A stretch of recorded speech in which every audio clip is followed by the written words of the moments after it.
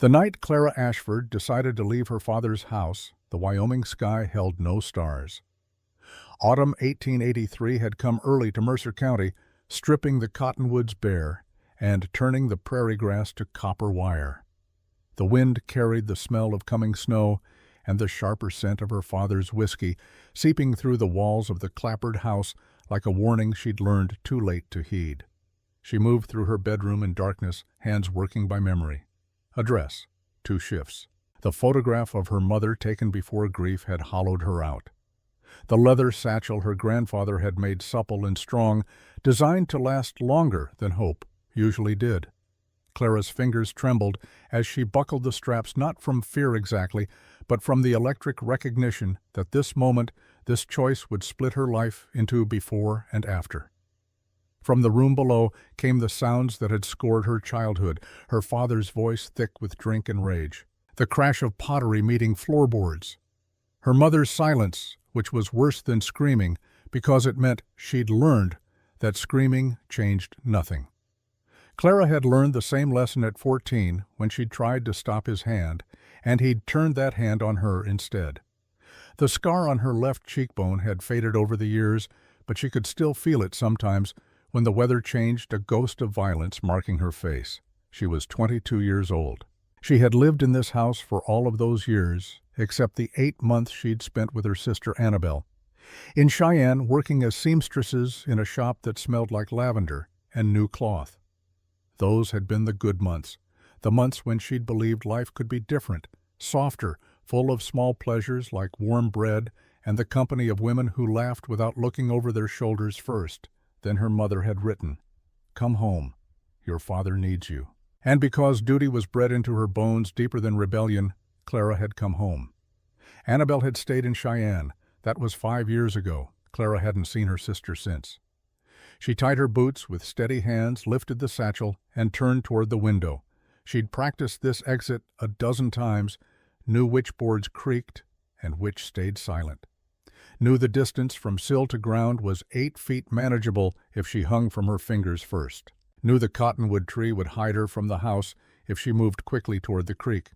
She'd planned this escape for months, collecting pennies, memorizing the stage schedule to Laramie, imagining a life that belonged to her instead of being sold piece by piece to pay her father's debts.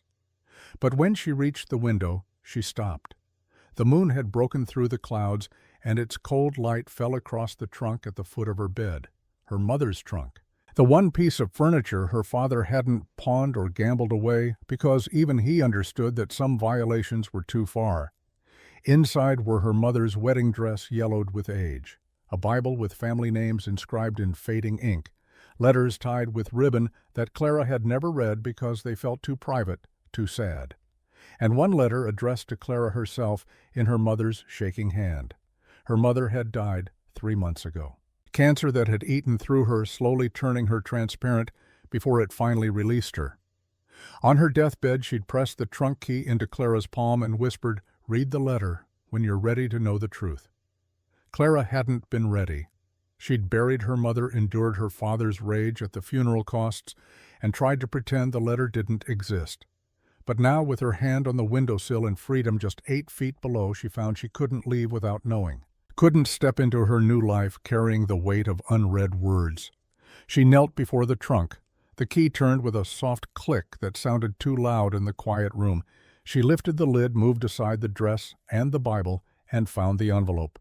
The paper was thin, the kind her mother had used for everything because it was cheap. Clara broke the seal and unfolded the letter. Her mother's handwriting staggered across the page, getting worse toward the end as pain or weakness had claimed her hand. "My dearest Clara," it began, and something in those 3 words made Clara's throat tighten. Her mother had never been given to endearments. "If you are reading this, I am gone, and perhaps that is mercy.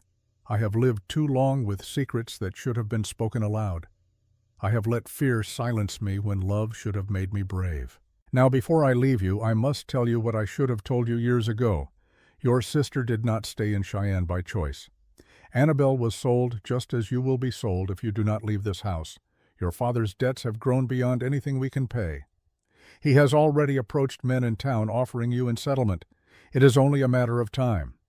5 years ago, when Annabelle turned 19, he sold her to a farmer for $80, a man named Ethan Cole. She married him to save us from ruin, and I let her go because I was weak and afraid, and because I told myself she would make a life for herself, as women must. But Clara, my darling girl Annabelle, is dead. The words blurred. Clara blinked, read them again. The letters stayed the same. She died 2 months after her marriage. They said it was an accident, a fall from a wagon during a storm. But I received a letter from her the week before she died, and she was afraid. She wrote of a man named Samuel of secrets she couldn't tell, of feeling trapped in a house that should have been her home. She wrote that if anything happened to her, I should find Ethan Cole because he knew the truth. I did nothing. I was too frightened of your father, too broken by my own life to fight for my daughter's memory. But you are not me, Clara. You are stronger. If you want the truth about your sister's death, find Ethan Cole. The farm is 10 miles north of here in the valley past Henderson's Creek. Ask him what happened to Annabelle. Ask him why he kept silent. And, Clara, if you can forgive me for letting her go, forgive me for not being the mother either of you deserved. The letter ended there unsigned, as if her mother had run out of strength or courage before she could commit her name to these terrible words. Clara sat on the floor of her bedroom, the letter trembling in her hands, and felt the room spin around her. Annabelle was dead, had been dead for 5 years, while Clara lived in ignorance, believing her sister had simply chosen a different life. Her father had sold Annabelle like livestock, and their mother had known, had done nothing, had carried that secret to her grave. And Ethan Cole, whoever he was, knew what had really happened. The rage that rose in Clara's chest was clean and sharp, nothing like the dull fear that usually governed her days. She stood, folded the letter carefully, and placed it in her satchel alongside the photograph of her mother.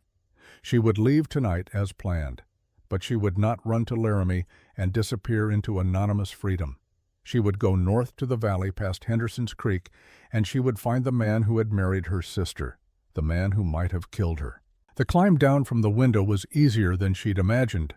The ground met her feet with a soft thud, and then she was moving through the darkness, following the creek north by the sound of its water over stones. Behind her, her father's house faded into shadow. She didn't look back. The walk took her 4 hours, most of it through open country, where the moon showed her the wagon road cutting pale through the grass. She passed no one. At this hour, sensible people were asleep, and the few travelers she might have encountered would have assumed she was a ghost or a woman with business too dark to share. Either way, they would have let her pass.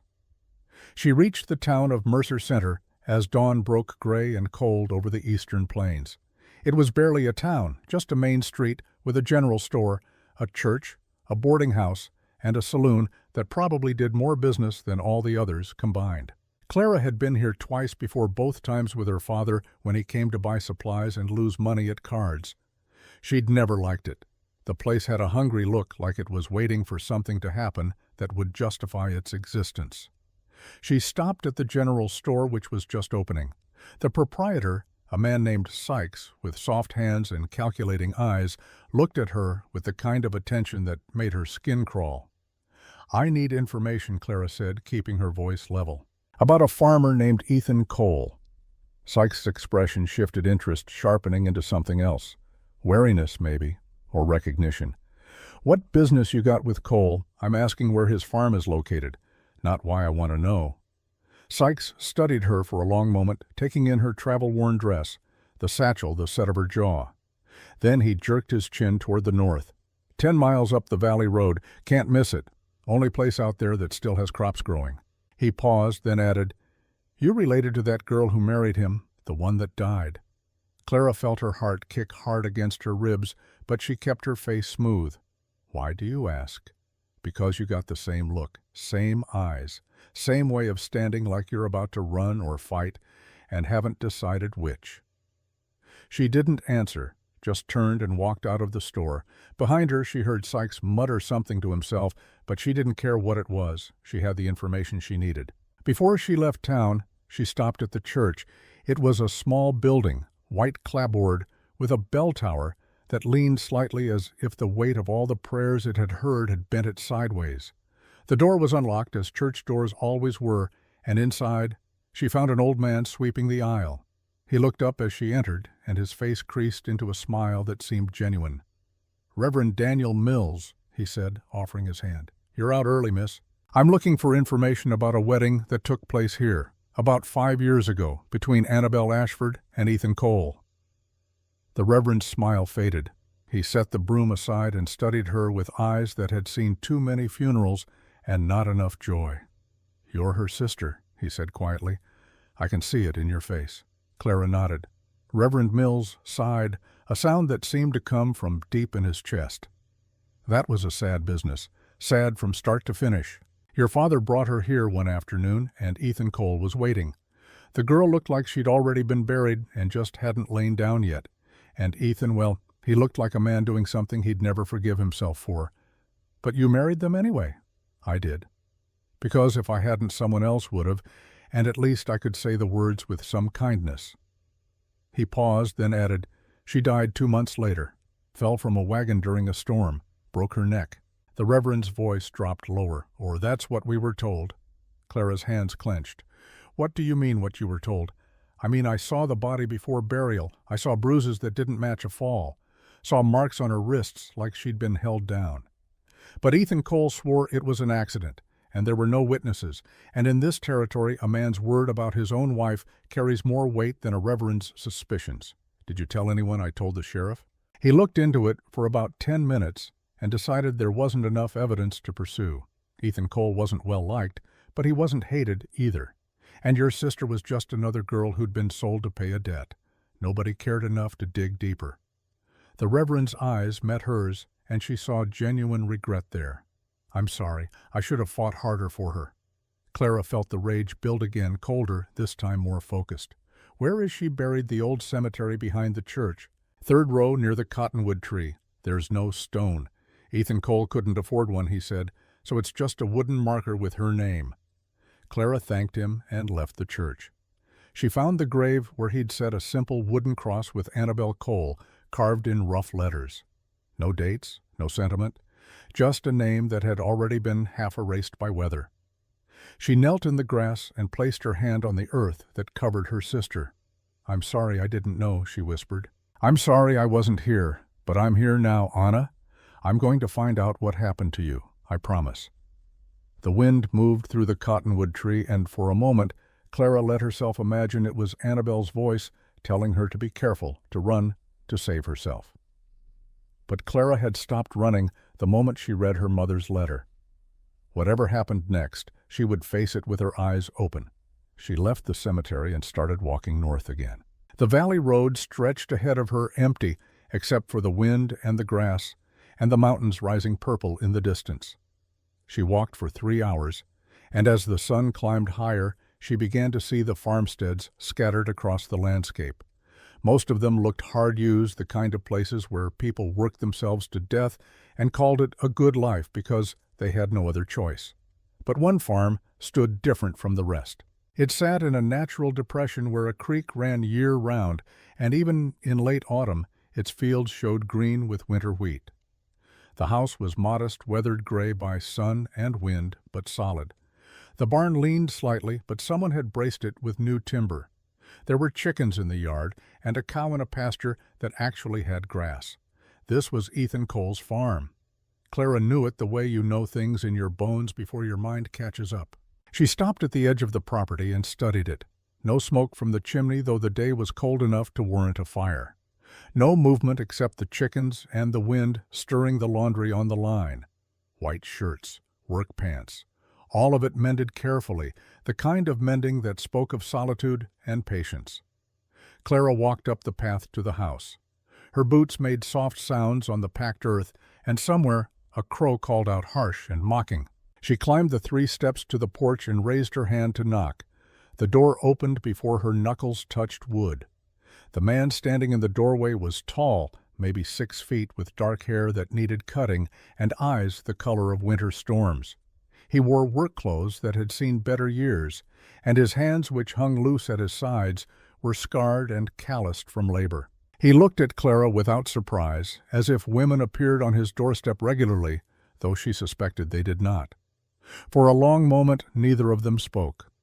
Clara took his measure, looking for signs of violence, of guilt, of the kind of cruelty that could kill a young woman, and call it an accident.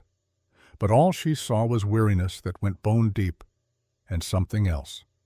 A kind of resignation, as if he'd been waiting for this moment and was almost relieved it had finally come. "Ethan Cole," she said. It wasn't a question. He nodded once. "And you're Clara Ashford, Annabelle's sister." The fact that he knew who she was should have surprised her, but it didn't. In a territory this small news traveled like wind across the prairie, and she supposed her resemblance to her dead sister was marked enough that anyone who'd known Annabelle would recognize Clara instantly. "I want to talk to you about my sister," Clara said. "I figured you might." He stepped back from the door. "You'd better come in." The interior of the house was not what she'd expected. She'd imagined squalor, or at least the kind of bachelor chaos that came from a man living alone. But the main room was clean, almost Spartan.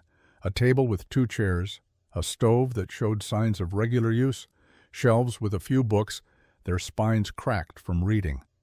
Everything functional, nothing decorative. It was the home of someone who'd stripped his life down to necessities and couldn't be bothered with anything that didn't serve a purpose. Except for one thing. On the wall above the fireplace hung a photograph in a simple frame. Clara moved closer and felt her breath catch. It was Annabelle. Younger than Clara remembered her, maybe 18, wearing a dress Clara recognized from their mother's trunk. But she wasn't alone in the photograph. A man stood beside her, his arm around her waist, and he was smiling at the camera with the kind of confidence that came from never having been told no. The man was not Ethan Cole. Clara turned to find Ethan watching her, his face unreadable. "That's your sister," he said. "On her wedding day. But not to you. Number. Not to me. To Samuel Thornton." The name meant nothing to Clara, but the way Ethan said it, like swallowing poison, told her everything she needed to know about the man in the photograph. "I don't understand," Clara said slowly. "You married my sister." The Reverend confirmed it. "But this photograph shows her marrying someone else." "Your sister married me." In-law Ethan said, his voice flat and distant, as if he were recounting someone else's story. "But her heart belonged to Samuel. It always did." He moved to the window and stood looking out at his fields. "She never wanted me. Never pretended to. On our wedding night she told me the truth, that she loved another man, that her father had sold her to me, but she would never truly be mine." Clara felt something cold settle in her stomach. "And you accepted that? What choice did I have? I'd paid the debt. We were married in the eyes of God and the law. I thought maybe over time she might come to care for me, or at least tolerate me. But she didn't. She spent 2 months living in this house like a prisoner, waiting for the man she actually loved to come rescue her." "Did he?" Clara asked, though she was beginning to suspect she knew the answer. Ethan turned from the window, and for the first time she saw real emotion in his face. Pain old and deep that had scarred him as surely as work had scarred his hands. Samuel Thornton came for her, yes. On a night in October during a storm, they planned to run away together. She'd stolen money from me enough to get them to California. She was 3 months pregnant with his child. He paused, and his jaw tightened. She died before they could leave, fell from the wagon when the horse spooked in the storm, broke her neck. Samuel disappeared. I buried your sister alone. Clara's mind raced, trying to fit this new information together with what the Reverend had told her. The bruises, the marks on Annabelle's wrists. You're lying, she said softly. Am I? The Reverend said there were signs of violence, that it didn't look like an accident. Ethan's expression didn't change. The Reverend is a good man who sees evil where sometimes there's only tragedy. Your sister fought with me that night. She didn't want to leave, and when I tried to stop her, she scratched my face, bruised my hands with her nails. But I didn't kill her, Miss Ashford. I loved her, foolish as that was. I would have let her go if that's what she wanted. But the storm, the horse, bad luck, God's judgment, whatever you want to call it, she died before I could make that choice. Clara studied his face, looking for lies. But Ethan Cole looked back at her with the steady gaze of a man who'd already been judged and found guilty by everyone who mattered and had nothing left to lose by telling the truth. Why didn't you tell anyone about Samuel, about the pregnancy? Because I had no proof. Samuel Thornton is the son of the most powerful landowner in the county. His father held my mortgage, my future, everything I'd worked for. If I'd accused Samuel of running away with my wife, of getting her pregnant, I'd have been ruined. And what good would it have done? She was already dead. Revenge wouldn't bring her back. So you just let everyone believe you killed her. I let them believe what they wanted to believe. He sat down at the table, suddenly looking older than his 30 years. I've lived with their suspicions for 5 years. I've watched my neighbors cross the street to avoid me. I've seen mothers pull their daughters close when I walk by. I've earned my isolation honestly, Miss Ashford, not by killing your sister, but by being too weak to fight for her while she lived and too cowardly to clear my name after she died. Clara felt the foundations of her certainty begin to crack. She'd come here expecting a monster and instead found a man who seemed more broken than dangerous. "Why are you telling me all this?" she asked. "Because you deserve to know the truth about your sister. Because I'm tired of carrying this alone. And because he met her eyes directly. I suspect you didn't come here just to ask questions. You came here because you're running from the same thing Annabelle was running from, your father." Clara felt her spine stiffen. "You don't know anything about me. I know your father sold Annabelle for $80 to pay a gambling debt. I know he'd do the same to you if you gave him the chance. I know that look in your eyes, the one that says you're deciding whether to run or fight, and you haven't quite settled on which." Ethan leaned back in his chair. "Am I wrong?" She wanted to deny it, but the words wouldn't come. Instead, she found herself sitting down across from him, setting her satchel on the floor with the heaviness of someone laying down a burden they'd carried too long. "He's already made arrangements," she said quietly, "to sell me to a merchant in Laramie. $50 and his slate wiped clean at the saloon. I have maybe a week before he finalizes it. And you're here because you hoped I killed your sister. Hoped I was a monster you could destroy, and in destroying me somehow make sense of what happened to her. Maybe." Clara looked at the photograph on the wall, at her sister's young face frozen in a moment of false happiness. "Or maybe I hoped you'd tell me the truth, even if the truth is uglier than a simple murder. The truth usually is." They sat in silence for a long moment. Outside, the wind had picked up, bringing with it the smell of distant rain. The light through the windows turned gray and soft, and Clara found herself noticing small details about the room. The way Ethan's books were arranged by size rather than subject, the careful mending on the curtains, the complete absence of anything that spoke of Annabelle, as if he'd erased her from his life, except for that one photograph above the fireplace, kept like a wound he couldn't let heal. "I have a proposal," Clara said finally. Ethan raised an eyebrow. "I'm listening." "Marry me." The words hung in the air between them, absurd and practical at the same time. Ethan didn't laugh, which she respected him for. Instead, he leaned forward, his storm-gray eyes searching her face. "Why would I do that?" "Because you need a wife to stop the rumors. Because the law in Wyoming says a married man has stronger claim to his homestead than a single one. Because Samuel Thornton's father just died, and Samuel inherited everything, including your mortgage, and you need stability to fight him if he comes calling." Clara counted the reasons on her fingers. "And because I need a place to hide from my father where he can't touch me. A marriage license is legally binding. Even he wouldn't dare try to sell a woman who's already married." "And what do you get out of this besides sanctuary time?" Clara said. "Time to find out what really happened to Annabelle. Time to investigate without my father dragging me back home.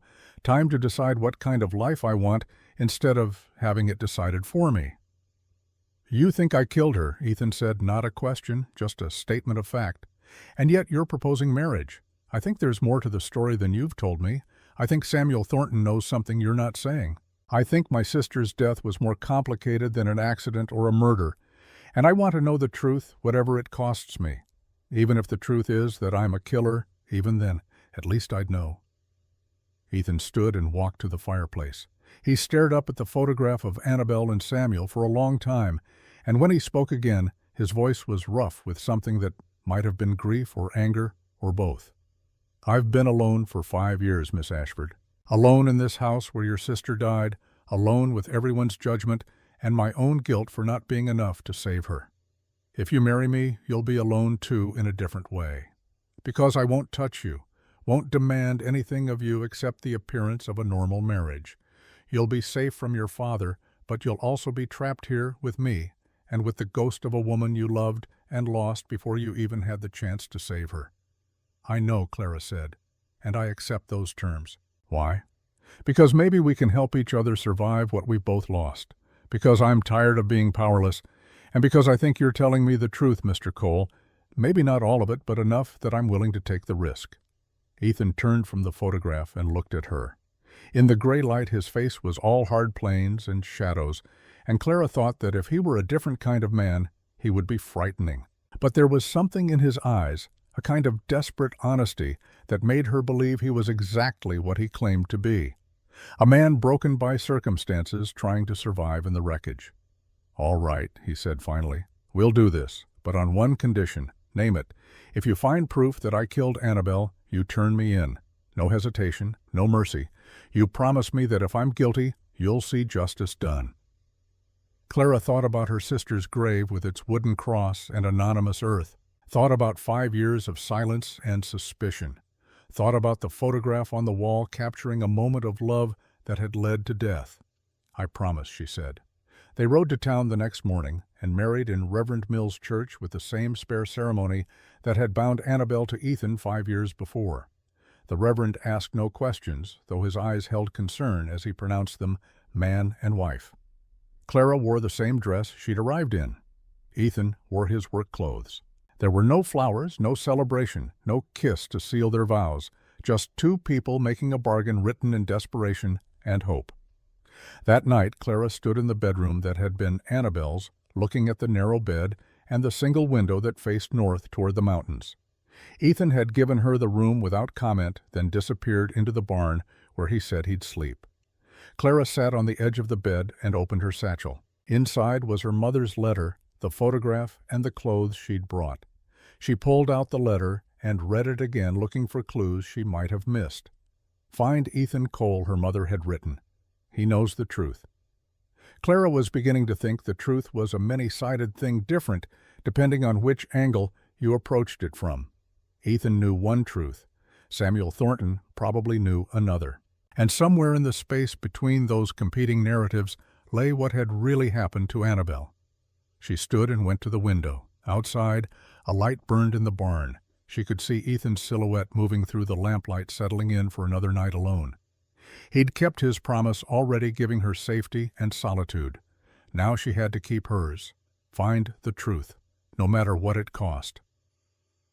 Clara turned from the window and began her search. She went through every drawer in the room, every trunk, every hidden corner. She found Annabelle's few possessions that had been left behind. A comb with missing teeth. A shawl that still smelled faintly of lavender. A book of poetry with certain passages, underlined verses about longing and forbidden love. But she found no diary, no letters, nothing that would tell her what Annabelle had been thinking in those last 2 months of her life. Frustrated, Clara looked up at the ceiling. The house had an attic. She'd seen the trapdoor in the hallway barely visible in the shadows. If Ethan had kept anything of Annabelle's anything he didn't want found, he'd have hidden it there. She fetched a chair from the kitchen and positioned it beneath the trapdoor. The ladder came down with a creak of old wood, and Clara climbed up into darkness that smelled of dust and mice and secrets. Her eyes adjusted slowly.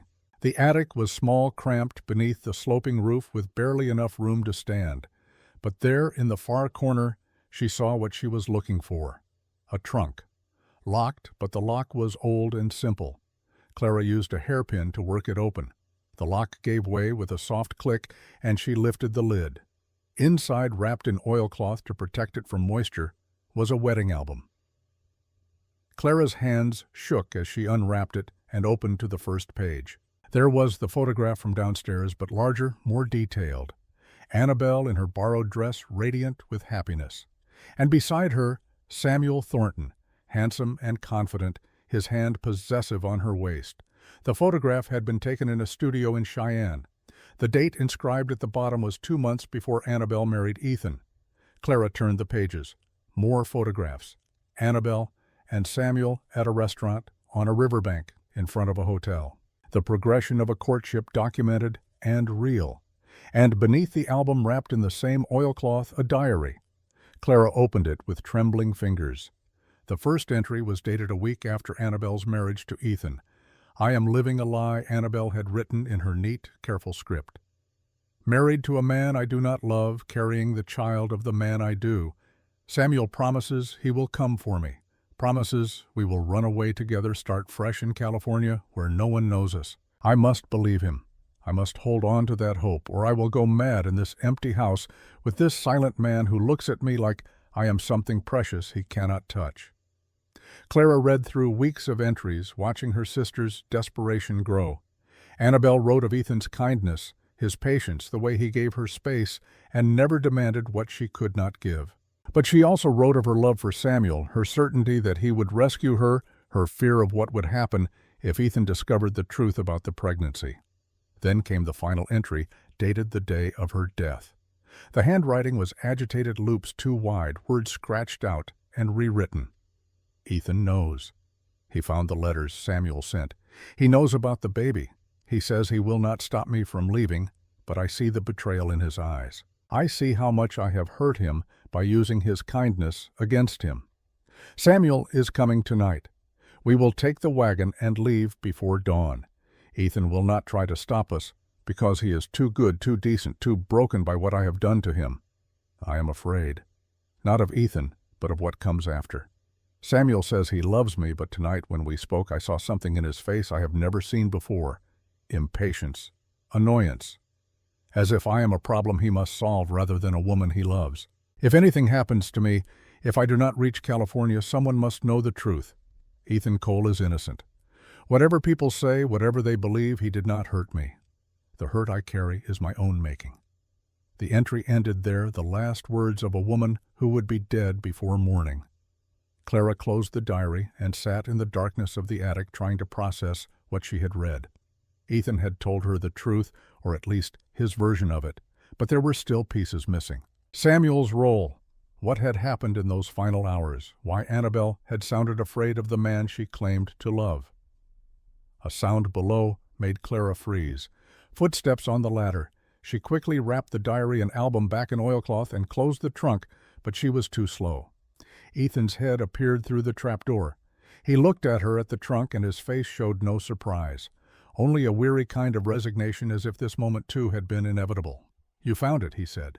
"Not a question." "Yes. And now you know." Clara climbed down the ladder, the diary clutched in her hands. She faced Ethan in the hallway, the lamplight casting long shadows between them. "I know Annabelle loved Samuel. I know she was pregnant. I know she planned to leave with him that night." She paused. "But I also know you didn't kill her." She wrote it in her own words. Ethan's shoulders sagged slightly, as if a weight he'd been carrying had shifted. "Thank you for believing that." "But I don't know what happened," Clara continued. "Not really. Because if she died in an accident, why was she afraid? Why did the Reverend see bruises that didn't match a fall? And why did Samuel disappear instead of staying to bury the woman he supposedly loved? Those are questions I've been asking myself for 5 years, Ethan said quietly.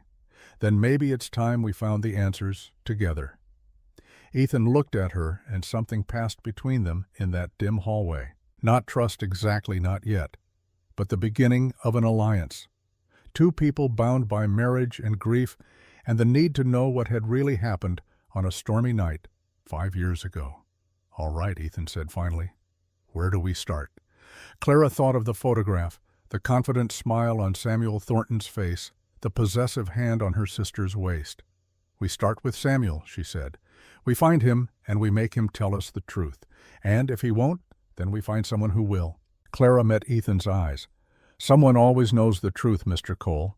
We just have to find them before they find us." Outside, the wind rose higher, bringing with it the first drops of the storm that had been threatening all day. In the attic above them, Annabelle's trunk sat closed and silent, holding its secrets. And in a house 10 miles south, a man named Samuel Thornton sat in his inherited mansion and made plans that would change everything. Clara thought she knew about justice, truth, and the price of asking questions no one wanted answered. But that would come later. For now, Clara Ashford Cole stood in a narrow hallway with a man she'd married to escape one trap only to find herself in another, more complicated one.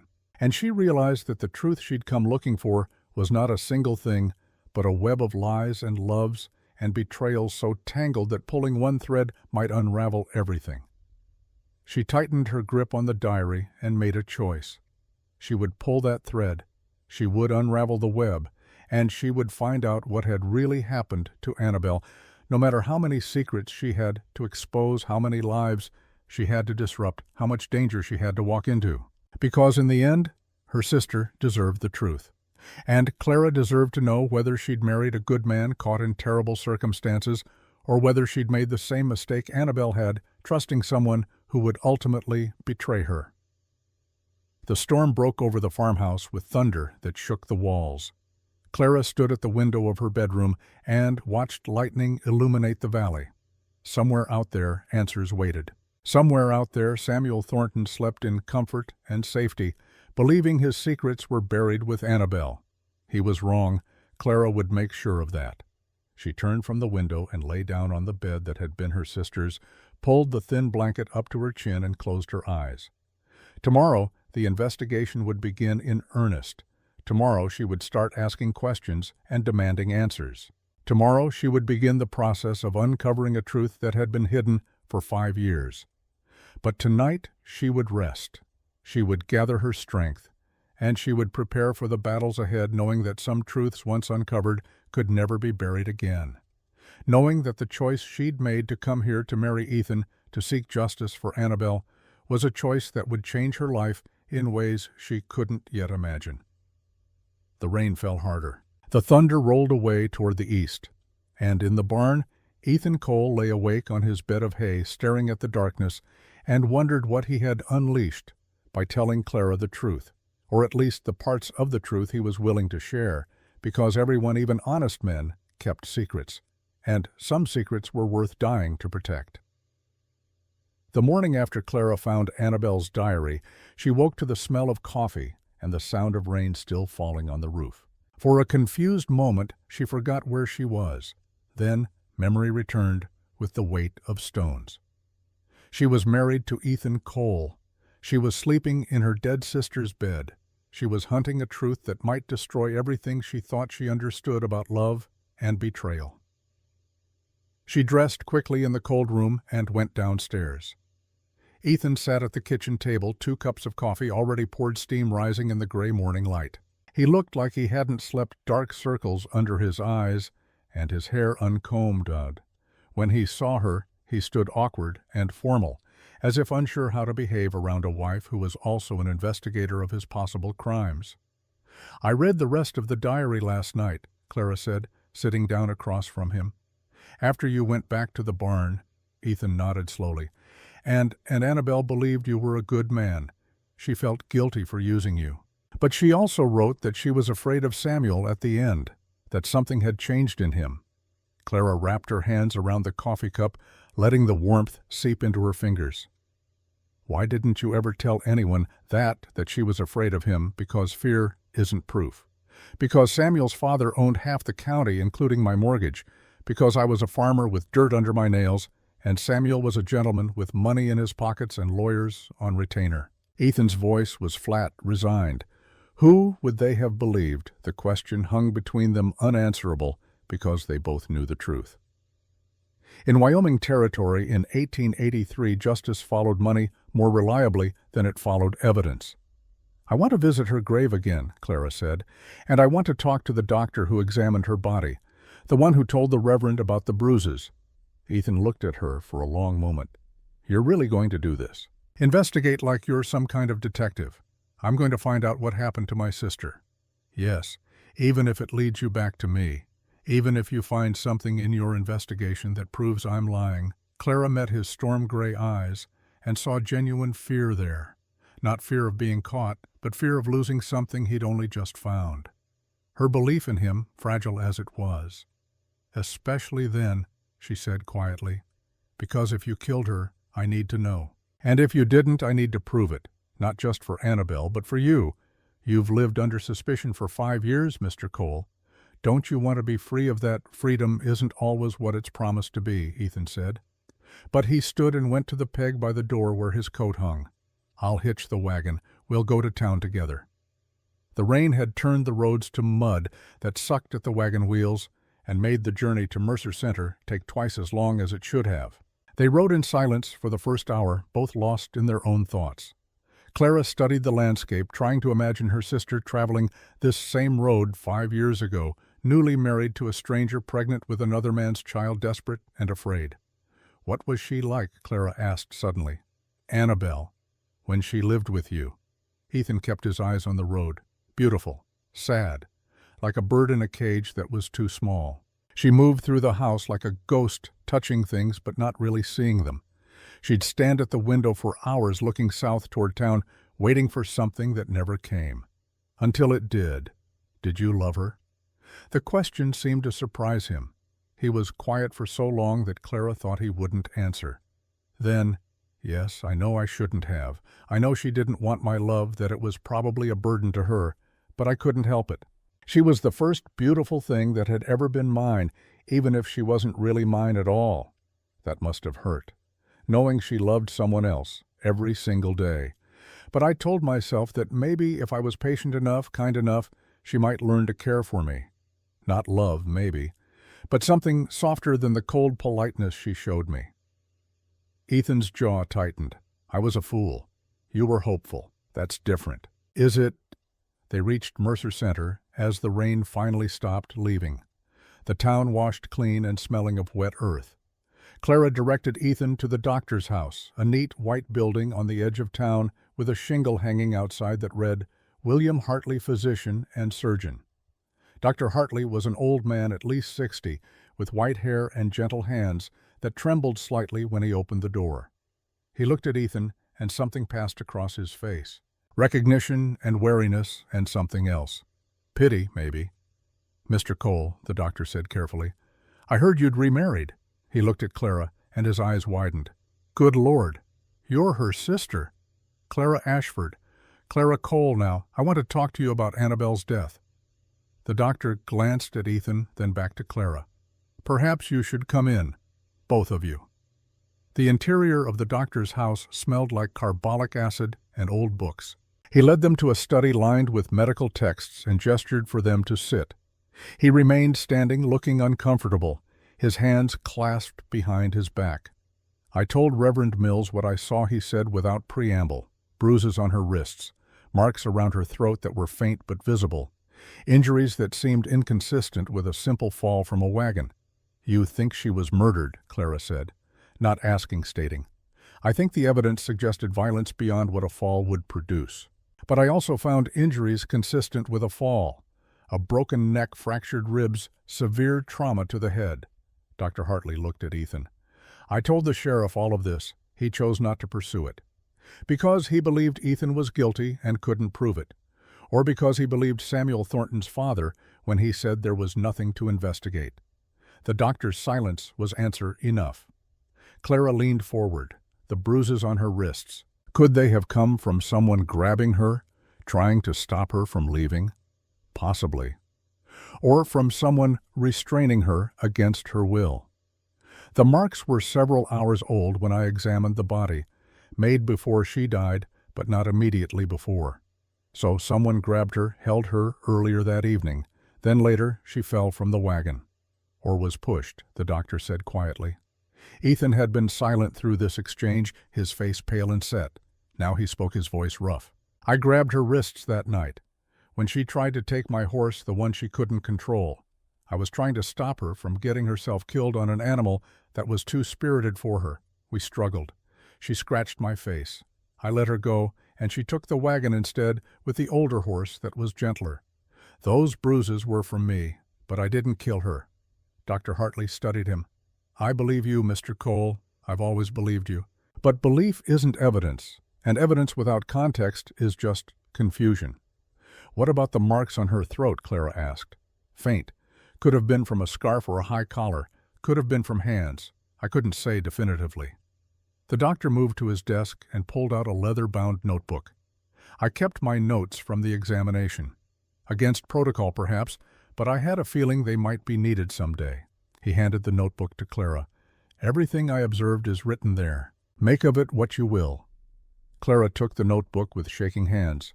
"Thank you." They left the doctor's house and stood on the muddy street. Clara opened the notebook and read through the physician's careful notes. The clinical language couldn't hide the violence of what had happened to Annabelle. Broken bones, bruised flesh, a young woman's body destroyed in a moment of terror or accident or murder. "We need to find out who else was there that night," Clara said, closing the notebook. "The blacksmith told the Reverend he saw 2 men leaving your farm, you and someone taller. That was Samuel," Ethan said. "He came to collect Annabelle. I saw him arrive, saw them loading her things into his wagon. I didn't stop them. I just watched from the barn, too much of a coward to fight for something that was never really mine." "But if you were in the barn and Samuel and Annabelle were leaving together, then why did the blacksmith see 2 men? Why not a man and a woman?" Ethan's face went blank. "I don't know." "Or you're lying," Clara said softly. "You were there. You followed them." "I followed them, yes." Ethan's voice was tight with emotion. "I followed them because I was drunk and angry and heartbroken, and I wanted to see the man she'd chosen over me.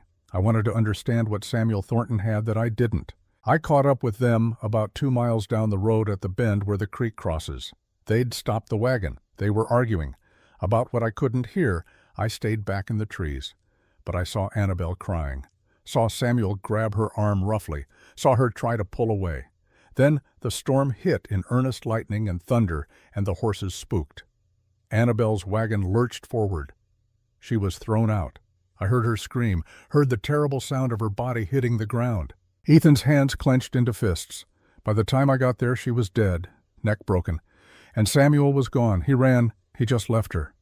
He ran. I never saw him again. Not at the funeral, not anywhere. He disappeared like smoke, and his father spread the story that Samuel was traveling back east on business. Everyone believed it because they wanted to believe it, because questioning a Thornton was harder than blaming a poor farmer. Clara felt her chest tighten with rage. So Samuel killed her. Maybe not intentionally, but he grabbed her, frightened her, caused the horses to spook. He killed her, and then ran away and let you take the blame. "That's what I've believed for 5 years, Ethan said, "but I have no proof, just my word against the memory of a dead man's son." "Samuel's not dead. His father is. Samuel inherited everything 3 months ago. He's back in the county now, running the empire his father built. And if he knows I'm the only witness to what really happened that night, he might decide to do something about it." They returned to the farm in heavy silence. Clara spent the afternoon going through Annabelle's diary again, looking for any mention of friends, confidants, anyone who might have known about the relationship with Samuel. She found one name repeated several times: Margaret Fletcher. "Who is Margaret Fletcher?" Clara asked Ethan over dinner. He looked up from his plate, surprise crossing his face. "How do you know that name? Annabelle wrote about her in the diary. Said Margaret was her only friend in Mercer Center, that they'd known each other in Cheyenne before Annabelle married you." Ethan set down his fork. Margaret Fletcher was Annabelle's closest friend, maybe her only real friend. She was married to a wealthy merchant, James Fletcher, who died about a year after Annabelle did. She lives alone now in the big house on the hill outside town. I've seen her at church sometimes, but we've never spoken. "I need to talk to her," Clara said. "Tomorrow." The next day dawned clear and cold, the first true autumn day after weeks of uncertain weather. Clara borrowed one of Ethan's horses and rode alone to Margaret Fletcher's house. It sat on a rise overlooking the valley, a 2-story Victorian painted white with green shutters and a widow's walk on the roof. The kind of house that spoke of old money and older grief. A servant answered Clara's knock, an elderly woman with suspicious eyes, who looked Clara up and down before asking her business. "I'm Clara Cole. I need to speak with Mrs. Fletcher about my sister Annabelle." The servant's expression shifted. "Wait here." She returned 5 minutes later and led Clara through a house that was beautiful and lifeless, all expensive furniture and closed curtains, and the smell of rooms that were never used. Margaret Fletcher waited in the parlor, sitting by a window that looked out over the valley. She was perhaps 28, with auburn hair and dark eyes that held the kind of sadness that went bone deep. She wore black, still in mourning for her husband, though he'd been dead for 4 years. When she saw Clara, she stood so quickly that her teacup rattled on its saucer. "You're Annabelle's sister," she said, and her voice broke on the name. Clara nodded. "Clara, I'm trying to find out what happened to her. I was hoping you could help me." Margaret's face crumpled. She sat down again heavily, as if her legs wouldn't hold her. "I've been waiting for someone to ask me that question for 5 years, hoping and dreading it in equal measure." Clara sat across from her. "Tell me what you know." Margaret looked at her hands, which were twisting a handkerchief into knots. "Annabelle and I met in Cheyenne. We worked in the same dress shop.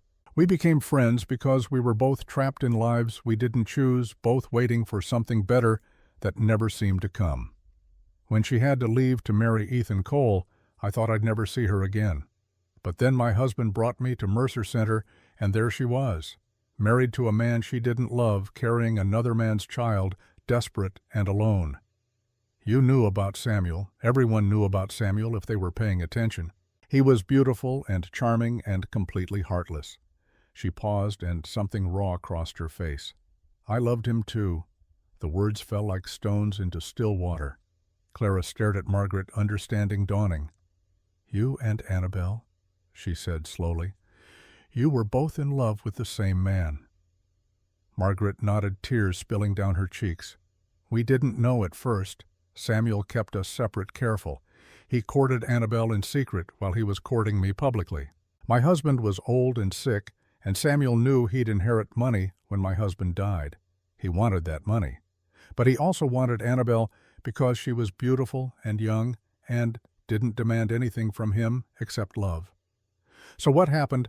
Margaret stood and walked to the window, her back to Clara. "What happened is that I found out. I followed Samuel one night and saw him with Annabelle, saw the way he looked at her, the way he touched her, the way he'd never looked at me or touched me. And I realized I'd been a fool, that to Samuel we were both just things to use. I was money, she was pleasure. Neither of us was real to him. Did you confront him? I did. 3 days before Annabelle died, I told him I knew about her, about the baby. I threatened to tell my husband to tell Ethan to expose him for the liar he was." Margaret's voice dropped to a whisper. "He laughed at me, said I wouldn't tell anyone because I was too weak, too desperate for his affection, and he was right. I hated myself for it, but he was right. What happened the night Annabelle died, Margaret turned from the window, and her face was ravaged with guilt. I was there." The confession hung in the air between them. Clara felt her heart begin to pound. "You were there," she repeated. "You saw what happened. I saw everything." Margaret sank back into her chair as if the weight of the secret had been holding her upright, and now that it was spoken she had no strength left. "Samuel sent me a note that afternoon, said he needed to see me, that he was leaving Mercer Center and wanted to say goodbye. I went to the meeting place, the bend in the road where the creek crosses, but when I arrived, Annabelle was there too. Samuel had told her the same thing. He set you both up. He wanted us to see each other, wanted to watch us fight over him. It was a game to him even then. Even when he was planning to run away, he couldn't resist the cruelty of making us both beg. What happened? We fought. Not physically, but with words that cut worse than knives. Annabelle told me she was pregnant, that Samuel loved her, that they were going to California together. I told her she was a fool, that Samuel didn't love anyone, that he'd abandon her the moment she became inconvenient." Margaret's hands shook, and Samuel stood there watching, smiling, like it was the most entertaining thing he'd ever seen. Then the storm came, thunder and lightning like the end of the world. The horses panicked. Annabelle tried to calm them, but she was crying, not paying attention. Samuel grabbed her arm, pulling her away from the wagon. She jerked free, stumbled, and then Margaret stopped, her face going white. "Then what?" Clara demanded. Then Samuel pushed her. The words were barely a whisper, but they might as well have been shouted. Clara felt the room spin around her. He pushed her. Margaret continued, her voice gaining strength now that the worst was spoken. Not hard, just a shove to make her stop fighting him, but she fell wrong, hit her head on the wagon wheel. The horses bolted. The wheel ran over her neck. There was this terrible sound like wood breaking, and then she was still. And Samuel stared at her body for maybe 10 seconds. Then he looked at me and said, "You saw nothing. If you tell anyone, I'll make sure everyone knows you were here, that you pushed her yourself." out of jealousy. No one will believe a jealous woman over a grieving man. Margaret wiped her tears with trembling fingers. Then he got on his horse and rode away. Left me standing there in the rain with Annabelle's body. Why didn't you tell anyone? Clara's voice shook with fury. Why did you let everyone think Ethan did it? Because I was afraid. Because Samuel's father was powerful and ruthless.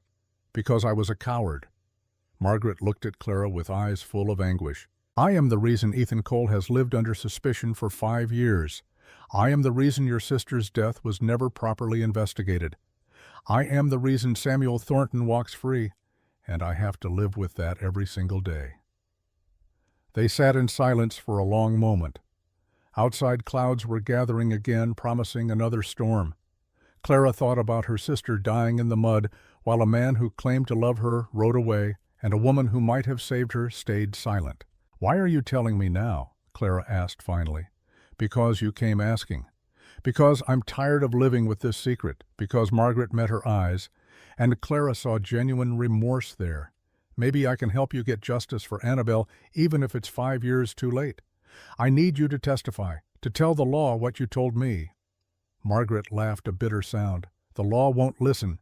Samuel is one of the wealthiest men in the territory now. He owns the sheriff, the judge, half the town council. My testimony would be dismissed as the ravings of a jealous woman. Then what good are you? Clara stood, anger making her movements sharp. You let my sister die. You let Ethan suffer, and now you sit in this beautiful house feeling sorry for yourself while Samuel Thornton lives unpunished. Margaret stood too, her face flushed. You think I don't know that? You think I haven't thought about it every day for 5 years? I loved Annabelle too, Miss Cole. I loved her, and I failed her, and I have to live with that failure forever. Then help me make it right. How, I don't know yet. But there has to be a way. There has to be something we can do to expose him, to make him pay for what he did. Margaret walked to a secretary desk in the corner and pulled out a wooden box. Inside were letters, dozens of them tied with ribbon. Letters from Samuel to Annabelle. I kept them after she died, stole them from her room before anyone else could find them. They're evidence of the affair, of his promises to run away with her. But they don't prove he killed her. They prove motive, Clara said, taking the box. They prove he had reason to want her gone if she became inconvenient. But we still need a witness. And the only witnesses were Samuel, Annabelle, and me. And I've already told you, no one will believe me. Then we make Samuel confess, Clara said. The two women looked at each other, and in that moment something passed between them. Not friendship exactly, but recognition. Two women damaged by the same man, both carrying guilt and grief, both desperate for a chance at redemption. How do we do that? Margaret asked. Clara thought of Ethan waiting at home, of the farm that Samuel's father had once owned the mortgage to, of the power dynamics that governed this territory where money spoke louder than truth. We give him what he wants, she said slowly. We make him think he's won, and then we trap him into telling the truth. The idea formed as she spoke it, dangerous and desperate, and possibly their only chance. She spent the rest of the afternoon with Margaret, going through the letters, planning. When she finally left, the sun was setting, and she rode home through gathering darkness with her mind racing. Ethan was waiting on the porch when she arrived. He helped her down from the horse, his hands careful on her waist, and she saw the question in his eyes. Margaret was there that night, Clara said without preamble. She saw Samuel push Annabelle, saw her die, and she's been silent for 5 years because she was afraid. Ethan's face went white. She saw it. She knows the truth. Yes. But she's right that no one will believe her testimony against Samuel. We need another way. She told him about the letters, about the plan forming in her mind. As she spoke, she saw his expression change from hope to fear to something harder. You can't, he said when she finished. You can't put yourself in danger like that. It's not your choice to make. You're my wife. Of course it's my choice. Clara felt anger flare in her chest. I'm your wife in name only, Mr. Cole. You don't get to tell me what risks I can take. They stared at each other in the fading light, and Clara saw Ethan struggling with something. Fear, protectiveness, maybe something deeper that neither of them was ready to name. I can't lose you too, he said finally, his voice rough. I can't watch another woman I care about be destroyed by Samuel Thornton. The admission hung between them. Clara felt something shift in her chest, a warming that was dangerous and unwanted and undeniable. "You barely know me," she said, but her voice had lost its edge. "I know you're brave and stubborn and willing to fight for someone you loved, even though she's gone. I know you're nothing like Annabelle, but you remind me of what I should have fought for when I had the chance." Ethan reached out and brushed a strand of hair from her face, the gesture so tender that Clara felt her breath catch. "I know I don't want to bury another woman in that cemetery." "Then help me," Clara said. "Help me make sure Samuel Thornton pays for what he did." Before Ethan could answer, they heard the sound of a horse approaching. Both turned to see a rider coming up the path moving fast. As the figure drew closer, Clara recognized the expensive riding clothes, the confident posture. Samuel Thornton had come to them. He dismounted with easy grace, a man completely at home in his own skin. In the lamplight from the house, Clara could see why Annabelle had loved him. He was handsome in a way that seemed almost unfair, with golden hair and blue eyes, and the kind of smile that made you want to believe whatever lies he told. "Mr. Cole Samuel," said his voice smooth as honey. "I heard you'd remarried. How quickly we move on from tragedy." "What do you want?" Samuel Ethan's voice was flat, controlled. Samuel's gaze moved to Clara, and she saw interest kindle in his eyes. "Well, well. Annabelle's little sister. I'd heard rumors, but I didn't believe them. You actually married the man who killed your sister. That's either very forgiving or very foolish." "Ethan didn't kill Annabelle," Clara said. "You did." Samuel's smile didn't waver. Bold accusation from a woman who wasn't there. "Do you have proof? I have witnesses. I have letters. I have enough to make your life very difficult." "Do you?" Samuel's smile widened. "Because I have something better. I have a witness who will testify that Ethan Cole murdered Annabelle in cold blood. An elderly woman who worked in his house, who heard fighting, who heard Annabelle scream for help before everything went silent." "You're lying," Ethan said. "Am I?" Samuel pulled a folded paper from his coat. "This is a sworn statement from Martha Yates. She's prepared to testify in court that she saw you strike Annabelle, saw you follow her out into the storm, saw you return alone with blood on your hands." He held out the paper. "Of course, I could be persuaded not to bring this to the sheriff." "For the right price. Name it," Ethan said through clenched teeth. "Your farm. Sign over the deed and I'll make Mrs. Yates disappear. Refuse and I'll have you arrested for murder by the end of the week." Clara felt her mind racing. This was the trap Samuel had been setting all along. Push Ethan into a corner, force him to give up everything to avoid prosecution. It was elegant and cruel, and exactly what she'd expected from a man who'd killed her sister and walked away. And she realized this was the moment, the chance she'd been waiting for, the opportunity to turn Samuel's confidence against him. "I have a counteroffer," Clara heard herself say. Both men turned to look at her. Samuel's eyebrows rose with interest. Ethan's face showed confusion and dawning horror, as if he could sense what was coming. "I'll marry you," Clara said to Samuel. The words fell into stunned silence. Samuel's smile froze. Ethan took a step toward her, his face going pale. "Clara, what are you doing?" "Getting justice for my sister." She kept her eyes on Samuel. "That's what you want, isn't it? To finish what you started with Annabelle. You loved her once, or told her you did. Now you can have her sister. Younger, unmarried in any way that matters, since this marriage to Ethan was clearly a mistake. I'll marry you publicly, properly. I'll be the wife you wanted Annabelle to be. And in exchange," Samuel's voice was careful now, calculating, "in exchange you tell me the truth about what happened the night she died. Not in court, not officially, just between us. I want to hear it from your own mouth. What really happened, why she had to die." Samuel studied her for a long moment. Clara could see him turning over the offer in his mind, looking for the trap. But his ego was too large, his confidence too deep. He thought he could control this situation, control her, just as he'd controlled Annabelle and Margaret. "Very well," he said finally. "I'll tell you what happened, and you'll marry me. A fair exchange, I think." "There's one more condition," Clara said. "You drop all charges against Ethan. You admit publicly that he had nothing to do with Annabelle's death. That's part of the deal." "Agreed." Samuel's smile returned predatory now. "We'll have dinner tomorrow night. At my house. I'll tell you everything you want to know, and then we'll make arrangements for the wedding." He remounted his horse and rode away into the darkness, leaving Clara and Ethan standing in the yard. As soon as he was out of sight, Ethan grabbed Clara's arm, spinning her to face him. "Have you lost your mind? You can't marry him. You can't put yourself in that position. It's the only way to get him to confess, the only way to clear your name and get justice for Annabelle. By sacrificing yourself, by becoming his wife." "I won't actually marry him," Clara said, though even as she spoke the words she wondered if she believed them. "I just need him to think I will. Need him to feel safe enough to tell me the truth. Once I have his confession, I'll find a way to use it against him." Ethan's hands tightened on her arms.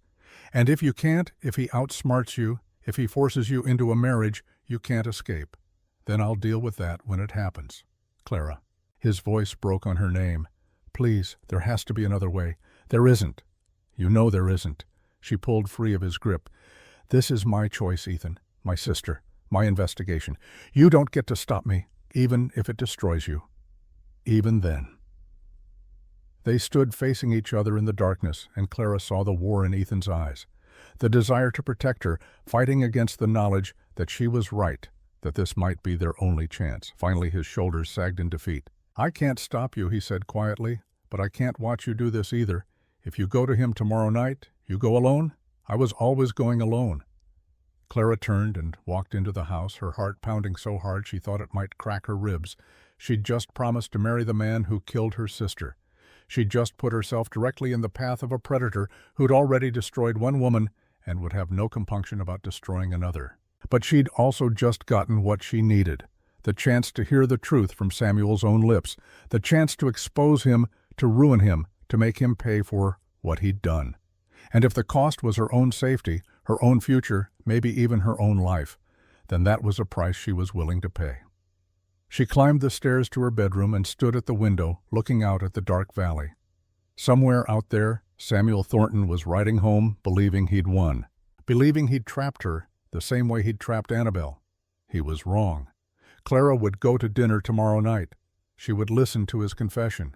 She would play the role of willing bride, of foolish girl, blinded by charm and wealth. And then, when the moment was right, she would destroy him.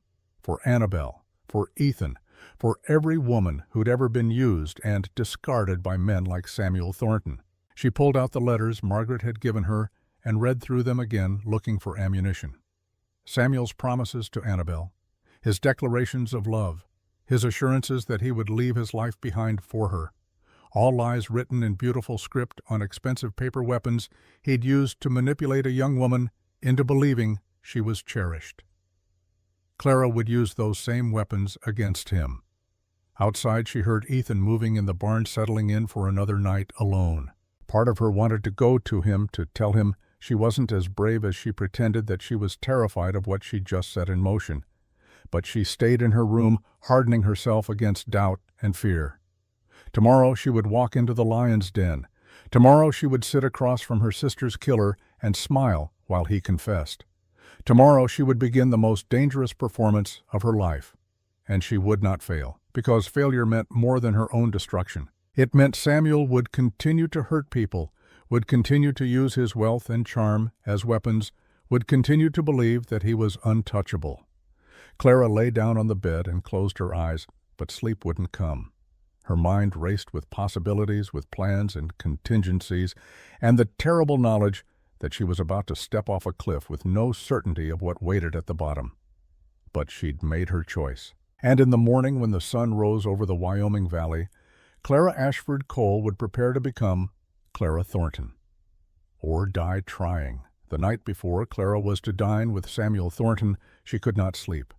She lay in the narrow bed that had been Annabelle's and watched shadows move across the ceiling, cast by moonlight through the bare branches outside.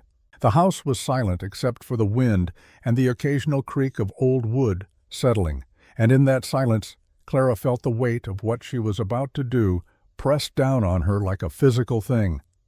She rose, finally wrapped a shawl around her shoulders, and went downstairs. The kitchen was dark and cold. She lit a lamp and sat at the table, her hands wrapped around nothing, because she couldn't bear the thought of coffee or tea or anything that required her to pretend she was fine. The door opened. She looked up to find Ethan standing in the doorway, still dressed despite the late hour. He looked like he hadn't slept either, his face drawn and his eyes shadowed. Neither of them spoke. There seemed to be nothing left to say that hadn't already been said in anger or fear or desperate hope. Instead, Ethan crossed the room and sat down across from her, and they simply looked at each other in the lamplight. Minutes passed. The silence stretched and deepened, becoming something almost sacred. Clara found herself memorizing his face, the line of his jaw, the gray of his eyes that reminded her of winter storms, the way his hands rested on the table, scarred and strong and capable of gentleness she was only beginning to understand. "If I were really going to marry him," Clara said finally, her voice barely above a whisper, "if that's what it took to expose him, would you still think I was doing the right thing?" Ethan was quiet for a long moment. "No," he said. "I'd think you were being brave and stupid and far too willing to sacrifice yourself for a dead woman's memory.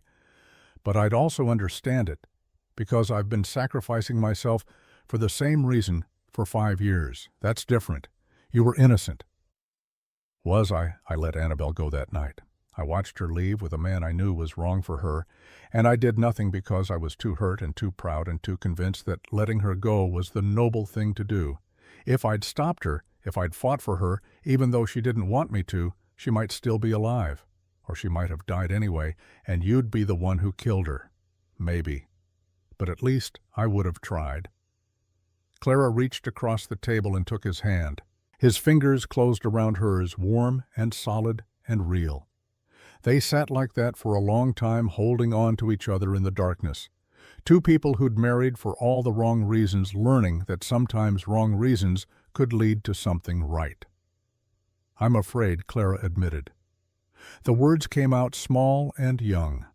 The voice of the girl she'd been before her mother died, before she learned that fear was a luxury she couldn't afford. "I know. What if he hurts me the way he hurt Annabelle?" "Then I'll kill him." Ethan's voice was flat and certain, without drama or bravado. Just a simple statement of fact. "And I'll hang for it without regret." Clara looked at their joined hands and felt something crack open in her chest. "When did this happen?" she asked. "When did we stop being strangers pretending to be married?" "I think it happened the moment you told me you'd marry him to save me. Because that's when I realized you were willing to fight for me the way I should have fought for Annabelle. That's when I knew I'd fallen in love with you." The confession hung in the air between them. Clara felt tears prick her eyes, hot and unexpected. "You can't love me," she said. "You barely know me. I know you're brave when you should be terrified. I know you care more about justice than safety. I know you read poetry at night when you think I can't hear you through the walls. I know you sing to the chickens when you collect eggs. I know you cry in your sleep sometimes, and it breaks my heart that I can't ask you why." Ethan's grip on her hand tightened. "I know enough, Clara. And if you go to Samuel tomorrow and don't come back, I'll spend the rest of my life wishing I'd told you this sooner." Clara stood still, holding his hand, and pulled him to his feet. They stood in the quiet kitchen, with the lamp burning low between them, and she realized that this was the moment, the choice point. She could pull away, could keep the careful distance they'd maintained, could pretend his words hadn't shattered something fundamental in her understanding of what they were to each other. Or she could choose him, really choose him. Not because she was trapped or desperate or had no other options, but because she wanted to. She kissed him. It was nothing like the desperate kiss in the hallway when they'd been fighting. This was slow and deliberate, and full of all the things they hadn't said to each other in the weeks they'd been married. When they finally pulled apart, both breathing hard, Ethan rested his forehead against hers. "Don't go tomorrow," he whispered. "Please, we'll find another way. There is no other way. You know that. Then let me come with you. Let me be there. He'll never confess if you're in the room. It has to be me, alone." Ethan pulled back just far enough to look at her. "Then promise me you'll come back. Promise me this isn't goodbye." "I promise," Clara said, and prayed it wasn't a lie. They went upstairs together, and for the first time since their wedding, they shared a bed. Not for warmth or necessity, but because neither of them could bear to be alone.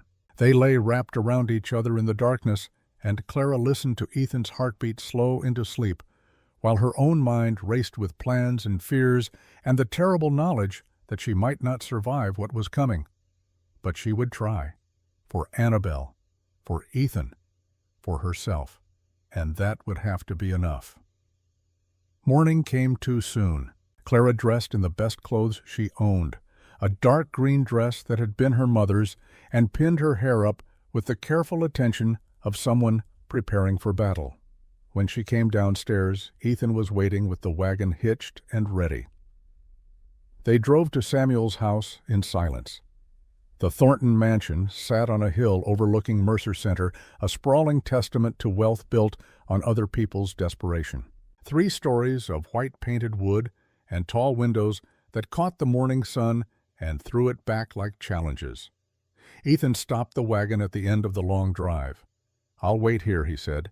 "If you're not out in 2 hours, I'm coming in." Clara nodded and climbed down. She walked up the drive alone, her heart pounding, but her steps steady. A servant answered her knock and led her through rooms that were expensively furnished and utterly cold, the kind of spaces designed to impress rather than comfort. Samuel waited in the dining room, standing by a window that overlooked his land. He turned as Clara entered, and his smile was warm and false in equal measure. "Miss Ashford, how lovely you look." He gestured to a chair. "Please sit. We have much to discuss." The table was set for 2 with china and silver that probably cost more than Ethan's entire farm. Clara sat her back straight, her hands folded in her lap. "You promised me the truth," she said without preamble. "About Annabelle. Straight to business. I like that." Samuel poured wine into crystal glasses, the dark red liquid catching the light. "Very well. The truth. Your sister was a beautiful, foolish girl who thought love was enough to overcome reality.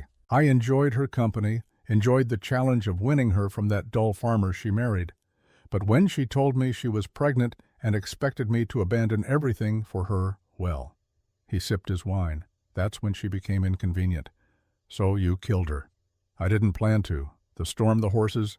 It was all very chaotic. I simply gave her a small push. When she wouldn't stop crying, wouldn't stop demanding things I couldn't give her, she fell poorly. The wagon wheel did the rest." Samuel's tone was conversational, as if discussing the weather. "A tragedy, really. She could have lived quite comfortably as my mistress if she'd just been reasonable." Clara felt rage build in her chest, hot and clean. "And you felt no guilt? No remorse? Guilt is for people who make mistakes. I made a decision. There's a difference. You're a monster. I'm a realist. Your sister wanted a fairy tale. I gave her reality." Samuel leaned back in his chair. "And now, Miss Ashford, you understand what happened. So let's discuss our arrangement. The wedding can take place next month. I've already spoken to Reverend Mills." Before Clara could respond, there was a commotion in the hall. Raised voices, the sound of someone arguing with the servants. The dining room door burst open, and Margaret Fletcher stood in the doorway. She looked different from the broken woman Clara had met days before. Her face was set with determination, her eyes bright with something that might have been fear or courage or both. Behind her, Clara could see servants trying to restrain her, but Margaret pushed forward into the room. "I heard you were here," she said to Clara.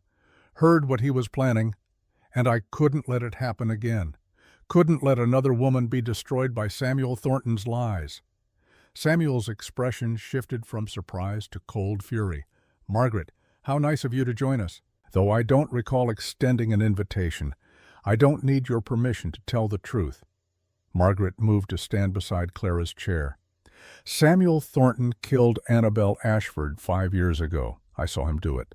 I watched him push her, watched her fall, watched him ride away and leave her dying in the mud, and I've been silent about it for too long." Samuel stood slowly, his face darkening. "That's a serious accusation from a woman with a reputation for instability. A woman who's been in mourning for 4 years, who rarely leaves her house, who everyone knows has never recovered from her husband's death. Who do you think they'll believe, Margaret? You or me? They'll believe the evidence." Margaret pulled papers from her reticule and placed them on the table. Letters from Samuel to Annabelle promising her the world. Letters that prove their affair, that prove motive. "And they'll believe Clara Cole, who came here seeking the truth and got Samuel to confess to murder just moments ago." Clara's breath caught. She looked at Margaret in confusion. "But how could you know what he said?" "You just arrived. I've been here since dawn. Margaret said, a small smile crossing her face. "Hiding in the room next door. The servants are loyal to money. Miss Ashford and I paid them well to let me in and to leave that door slightly ajar." She gestured to a door that Clara hadn't noticed concealed behind heavy drapes. "I heard every word Samuel said, every confession, every casual admission of murder." Samuel's face went white, then red with rage. "You're both lying. This is entrapment. No one will believe this conspiracy." The door from the hall opened again, and this time Reverend Mills entered, followed by Dr. Hartley and 3 other men Clara recognized from town. The town council members who served as informal law enforcement in Mercer Center. "We'll believe it," Reverend Mills said quietly, "because we've all suspected the truth for 5 years, but couldn't prove it. Now we can." Samuel looked around the room at the faces watching him, and Clara saw the moment he realized he'd lost.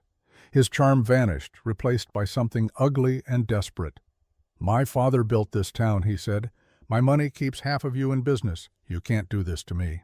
"Your father is dead," Dr. Hartley said, "and his debts died with him. We don't owe you anything anymore, Mr. Thornton. I'll fight this. I'll hire lawyers. I'll destroy all of you." "You're welcome to try," Reverend Mills said. "But I suspect when word spreads about what you did when the whole territory knows you murdered a young woman and let an innocent man suffer for it, your money won't buy you much except isolation." Clara stood, her legs shaking but her voice steady. "And I have one more piece of evidence you don't know about Samuel." She pulled out her mother's letter, the one she'd kept close since the night she fled her father's house. "My mother wrote this before she died. She told me that Annabelle sent her a letter a week before she died, saying she was afraid, saying that if anything happened to her, I should find Ethan Cole because he knew the truth." She paused, meeting Samuel's eyes, but my mother did more than that. She kept Annabelle's letter. "The original one where my sister wrote that she feared you, Samuel, that you'd changed, become cruel, that she thought you might hurt her if she didn't do exactly what you wanted. That's convenient. A letter that miraculously appears after 5 years. It's been in my possession since my mother's death 3 months ago, and it's dated and postmarked impossible to forge." Clara handed it to Reverend Mills. "My sister knew she was in danger. She tried to tell someone, and everyone failed her. But we're not failing her anymore." The town council members conferred quietly among themselves. Finally, the eldest, a man named Thomas Brennan, who'd been in Mercer Center since it was founded, spoke. "Samuel Thornton, you're not going to be arrested today. We don't have the authority for that, and the nearest territorial marshal is 3 days away.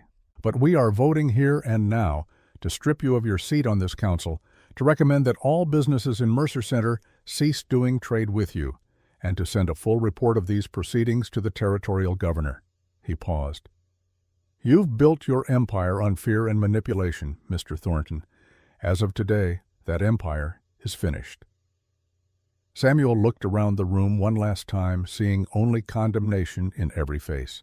Then, without another word, he turned and walked out. They heard his footsteps echoing through the empty mansion, heard a door slam, heard the sound of a horse being ridden hard down the drive. "He won't come back," Dr. Hartley said quietly. "Men like him, when they're exposed, they run. He'll leave the territory, probably head east, where no one knows his name. Start over somewhere else." "And the farm?" Clara asked. "Ethan's farm." "Samuel holds the mortgage. Samuel's father's estate is in probate," Brennan said. "The court will appoint an administrator. I'll make sure that administrator knows about Ethan Cole's circumstances, about how the loan was used as leverage. With Samuel gone and his reputation destroyed, I suspect that mortgage will be forgiven as part of settling the estate's debts." Clara felt her knees go weak. It was over. Samuel was finished.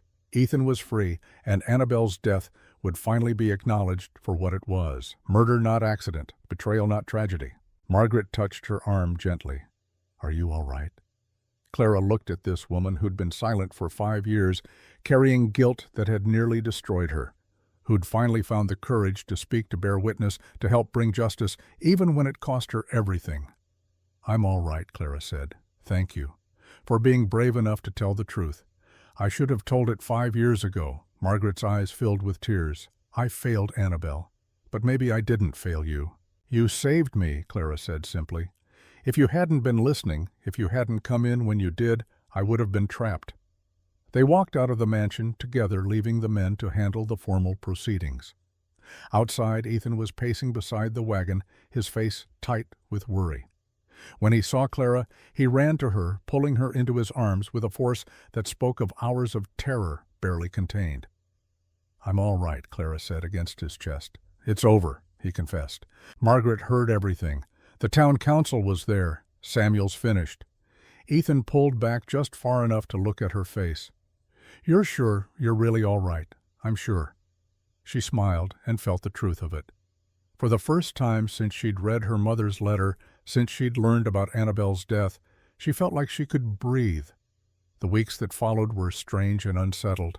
Samuel Thornton disappeared from Mercer Center, and rumors said he'd fled to Boston or New York or even Europe. His mansion sat empty on the hill, slowly falling into disrepair. The town council officially cleared Ethan of any suspicion in Annabelle's death, and people who'd crossed the street to avoid him for 5 years suddenly remembered they'd always thought him innocent. But Clara found she couldn't settle into the life she'd thought she wanted. Something had shifted in her during those weeks of investigation, those hours of fear and determination. She'd discovered she was stronger than she'd known, braver than she'd believed. And she'd also discovered that marrying Ethan had been the right choice for all the wrong reasons, and now she needed to make it the right choice for the right reasons. 6 months after Samuel's flight, Clara asked Ethan for a divorce. They sat at the kitchen table, where they'd shared so many meals, so many conversations, so many silences. Ethan's face went pale when she spoke the words. "You want to leave?" he said flatly. "Now that you've got justice for Annabelle, now that I'm cleared, you want to go." "No," Clara said. "I want us to start over, really start over, not as two desperate people trapped by circumstances, but as two people who choose each other freely. I want to marry you again, Ethan. But first, I need to not be married to you. I need to know that when I say yes, it's because I want to, not because I have to." Ethan stared at her for a long moment. Then slowly he began to smile. "You're the strangest woman I've ever known. Is that a yes?" "It's a yes." The divorce was quietly processed through the territorial court. Clara moved in with Margaret Fletcher, who'd become a true friend in the month since Samuel's exposure. The two women lived together in Margaret's big house, two widows of a sort, healing from different kinds of grief. And every evening Ethan came to visit. He brought flowers from the fields, books he thought Clara might like, stories about the farm that made her laugh. They courted properly the way they should have from the beginning, slowly, carefully, learning each other without the weight of survival pressing down on them. Margaret watched their courtship with something like wonder. "I've never seen two people work so hard to do things right," she said one evening as Clara prepared for Ethan's visit. "We got everything backward the first time," Clara said. "Marriage before love, desperation before trust. This time we're doing it in the proper order. And when the proper order feels right, you'll marry him again, yes. But this time it will mean something different." Clara looked at her reflection in the mirror. This time it will be real. 2 years after Clara first arrived at Ethan Cole's farm, they married for the second time. The ceremony took place in the same church where they'd first spoken vows, but everything else was different. Clara wore a dress Margaret had helped her make, white silk with lace at the collar. Ethan wore a new suit and looked terrified and joyful in equal measure. Margaret served as Clara's witness, and Dr. Hartley stood for Ethan.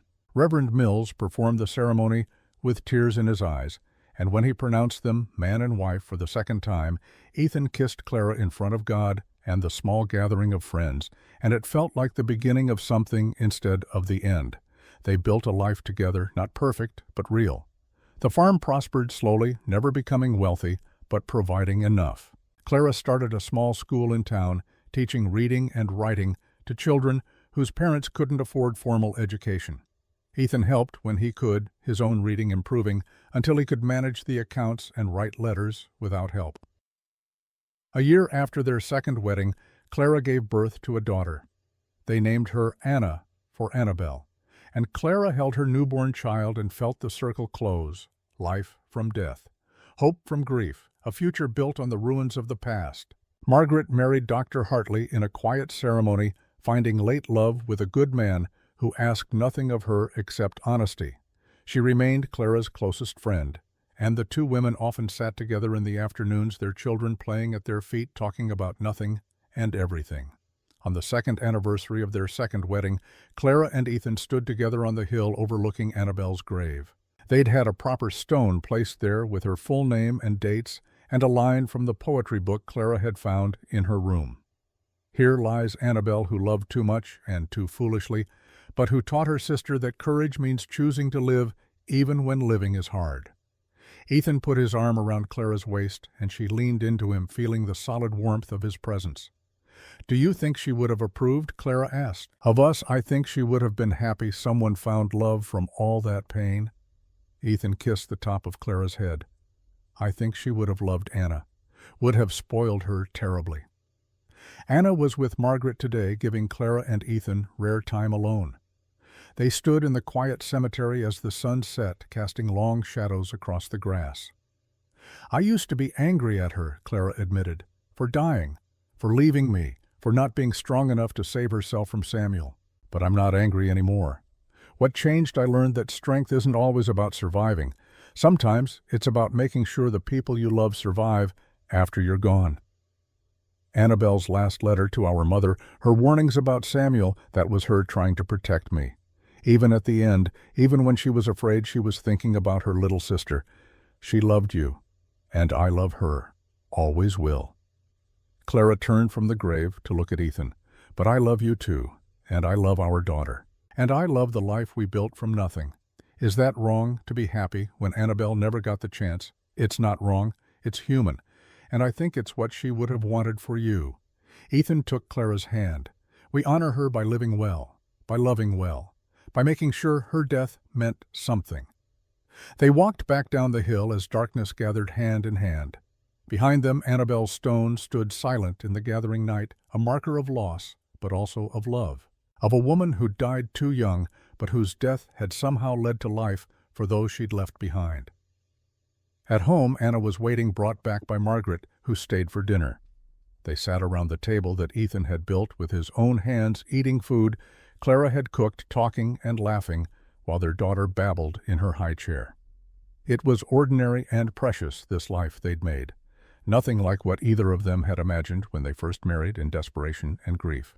But it was real, and it was theirs, and that made it beautiful. That night, after Margaret had gone home and Anna was asleep in her cradle, Clara and Ethan lay in their bed and listened to the wind move through the valley. The same wind that had blown the night Annabelle died. The same wind that had carried Clara to this farm 2 years ago, desperate and afraid and angry. "Tell me a secret," Clara said sleepily. "Something you've never told anyone." Ethan was quiet for a moment. "I was afraid of you when you first arrived. Afraid of what you'd find, what you'd think of me. Afraid that you'd confirm everyone's worst suspicions. And now I'm afraid of losing you. Afraid that this happiness is too good to last.